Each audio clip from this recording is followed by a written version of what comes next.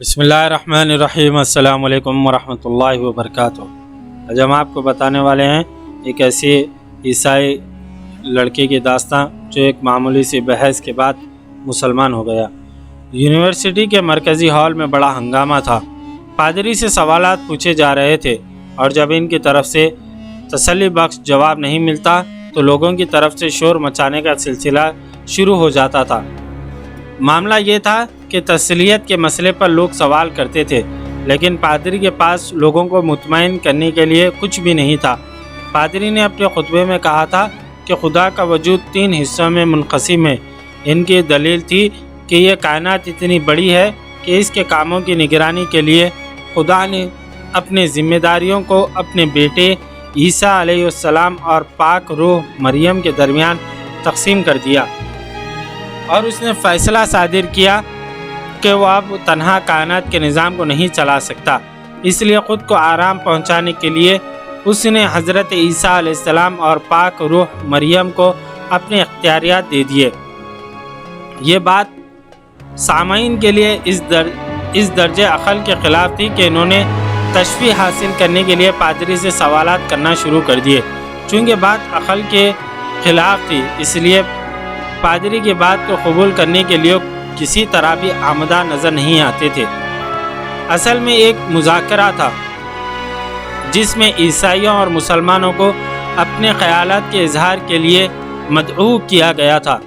پادری کی تقریر سے پہلے ایک مسلمان عالم دین تقریر کر چکے تھے اور انہوں نے مدلل طور پر یہ ثابت کیا تھا کہ خدا ایک ہے، اس کو منقسم نہیں کیا جا سکتا۔ یہ کائنات اس کے حکم سے چلتی ہے اور ہر روز پر اس کی حکمرانی ہے۔ ہوائیں اس کے حکم سے چلتی ہیں۔ خدا کے علاوہ کوئی دوسری طاقت ایسی نہیں ہے جو ہواؤں کے رخ کو موڑ سکے۔ موسم اسی کے حکم سے تبدیل ہوتے ہیں۔ سورج، چاند اور ستاروں کے لیے خدا نے ایک نظام قائم کر دیا ہے اور اس کے قائم کردہ نظام ہی کے تحت سیارے اپنے اپنے راستوں پر گامزن ہیں۔ وہ جو چاہتا ہے اپنی مرضی سے کرتا ہے۔ خدا پر کسی کا حکم نہیں چلتا۔ مخلوق پر ایک خدا واحد کا حکم چلتا ہے۔ زندگی اور موت سب خدا کے اختیار میں ہے۔ زمین، غلہ اسی کے حکم سے پیدا ہوتا ہے۔ خدا وہ ہے جسے کسی کے مشورے کی ضرورت نہیں۔ آسمان کو چھوتے ہوئے پہاڑ، زمین پر بہتے ہوئے سمندر سب اسی کے پیدا کیے ہوئے ہیں۔ خدا کی مخلوق کہاں کہاں ہے اور کتنے قسم کی ہے، اس کا علم آج تک کسی کو نہیں ہو سکا۔ اس لیے خدا نے اپنے پیغمبروں کو حکم دیا کہ سارے انسان اس کو اپنا معبود مانیں اور اسی کے آگے سر بسجود ہوں۔ اسلام کے عالم دین نے عیسائیوں کی تسلیت کے مسئلے کو باطل قرار دیا اور عیسائیوں پر الزام عائد کیا کہ انہوں نے بائبل میں بہت سی تبدیلیاں پیدا کر کے اس کی صورت کو بگاڑ دیا۔ ہر زمانے میں عیسائی پادریوں نے حضرت عیسیٰ علیہ السلام کی لائی ہوئی کتاب بائبل میں نہ جانے کتنی تبدیلیاں پیدا کی ہیں، اور آج صورتحال یہ ہے کہ روئے زمین پر اصل بائبل کہیں بھی موجود نہیں ہے۔ عیسائی دنیا میں طرح طرح کی کتابیں بائبل کے نام سے پڑھی جاتی ہیں۔ ہر ملک کے عیسائی اپنی سوسائٹی میں رائج بائبل پر ایمان رکھتے ہیں، جبکہ حقیقت یہ ہے کہ بعض ممالک میں رائج بائبل مقدس اس درجہ بگڑی ہوئی ہے کہ کسی حالت میں بھی اس کو خدائی کتاب نہیں کہا جا سکتا۔ اس کے برخلاف قرآن مجید کو نازل ہوئے 1400 سال سے بھی زیادہ کا عرصہ گزر چکا ہے، لیکن اتنا عرصہ گزر جانے کے بعد بھی اس میں کہیں کوئی تبدیلی نہیں ہو سکی۔ حالت یہ ہے کہ اس کو پڑھنے کے لیے جو زیر و زبر لگائے گئے ہیں ان تک میں کسی طرح کی تبدیلی نہیں آئی۔ پوری زمین پر مسلمان ہر جگہ پھیلے ہوئے ہیں۔ ہر ملک کے مسلمان کی زبان مختلف ہے۔ تہذیب کے لحاظ سے مسلمان یکسانیت نہیں رکھتے، لیکن قرآن مجید کے معاملے میں ساری دنیا کے مسلمانوں میں حیرت انگیز یکسانیت موجود ہے۔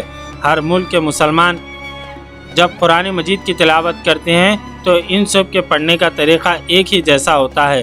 مسلمان عربی جانے یا نہ جانے، لیکن قرآن مجید کو عربی لہجے میں ہی پڑھتے ہیں۔